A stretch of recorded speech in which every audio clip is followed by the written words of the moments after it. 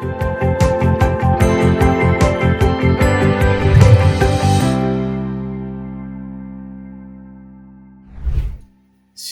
umat terkasih, tiba saatnya kita untuk ngopeni iman. Namun sebelum kita membaca firman Tuhan, mari kita berdoa. Ya Tuhan, Sang Sumber Rahmat, syukur ya Tuhan atas kasih penyertaan Tuhan yang sungguh indah kami rasakan. Tiba saatnya ya Tuhan, kami ingin merenungkan sedikit dari firman-Mu. Biarlah firman ini boleh meneguhkan kami, menguatkan kami, anak-anak-Mu yang senantiasa bersandar hanya kepadamu. Berfirmanlah ya Tuhan, kami siap untuk mendengarkan. Amin. Bacaan kita diambil dari Yesaya 49, ayat 1 hingga yang ke-7. Namun saya akan berfokus pada ayat yang ketiga hingga yang kelima.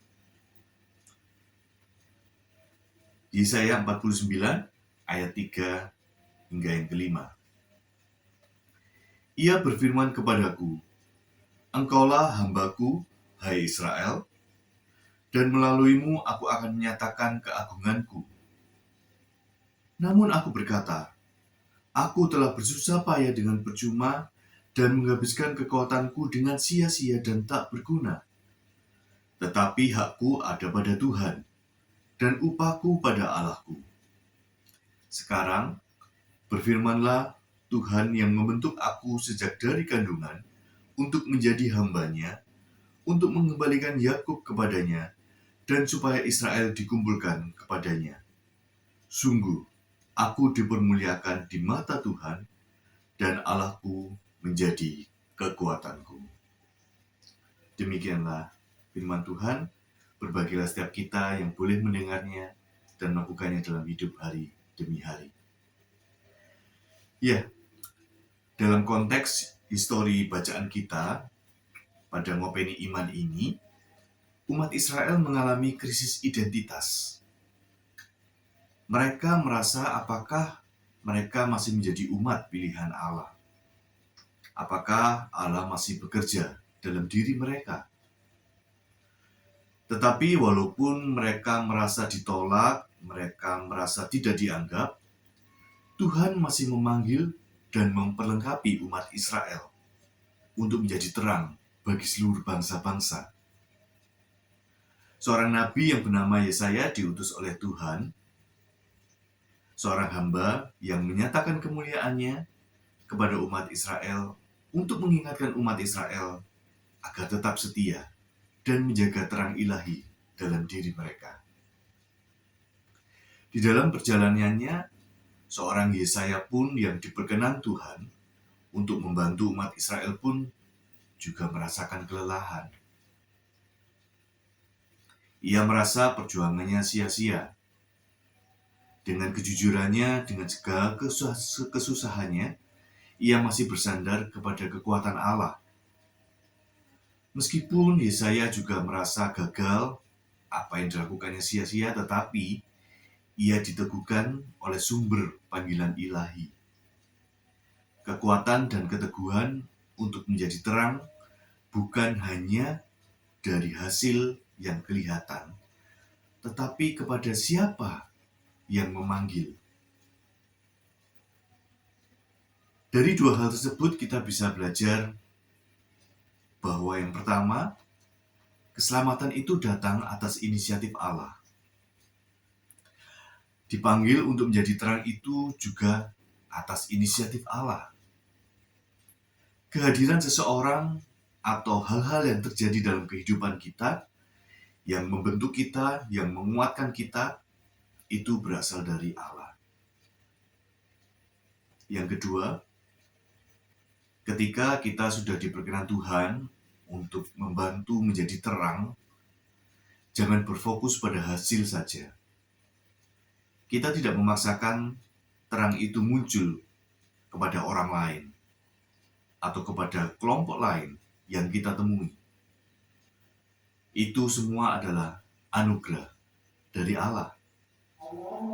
Tetapi yang terpenting adalah kita jangan berhenti menjadi terang. Karena kita perlu melihat siapa yang memberi terang itu sendiri. Hal itu akan membuat kita sadar bahwa Tuhanlah yang memberi terang ilahi yang akan senantiasa menguatkan dan meneguhkan kita.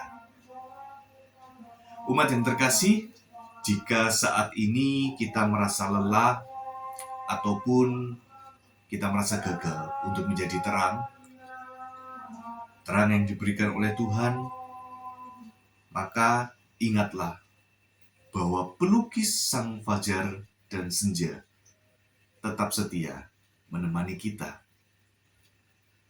Sedikit sharing pribadi dari saya suka sekali menyanyi sebuah lagu, memang bukan lagu rohani, tetapi lagu ini benar-benar mengingatkan saya akan kehadiran Tuhan yang selalu menemani kita. Bahkan tanpa kita sadari Tuhan ada menghibur kita. Judul lagunya Melukis Senja dari Budi Doremi. Mungkin Bapak Ibu sudah pernah mendengar. Lagunya seperti ini. Aku mengerti perjalanan hidup yang kini kau lalui. Ku berharap meski berat kau tak merasa sendiri. Kau telah berjuang menaklukkan hari-harimu yang tak mudah. Biar ku menemanimu membasuh lelahmu. Izinkan ku lukis senja, mengukir namamu di sana, mendengar kamu bercerita, menangis tertawa. Biar ku lukis malam, bawa kamu bintang-bintang, untuk temanimu yang terluka, hingga kau bahagia. Tuhan mengerti perjalanan hidup kita yang berat. Tetapi seberat apapun, janganlah kita merasa sendiri. Ia selalu menemani kita, yang memberi kita pagi yang indah, yang memberi kita bintang-bintang di malam hari, yang selalu menemani kita, membasuh lelah kita, hingga kita bahagia. Amin. Tuhan senantiasa menguatkan kita semua menjadi terang-terang kehidupan yang selalu menyala.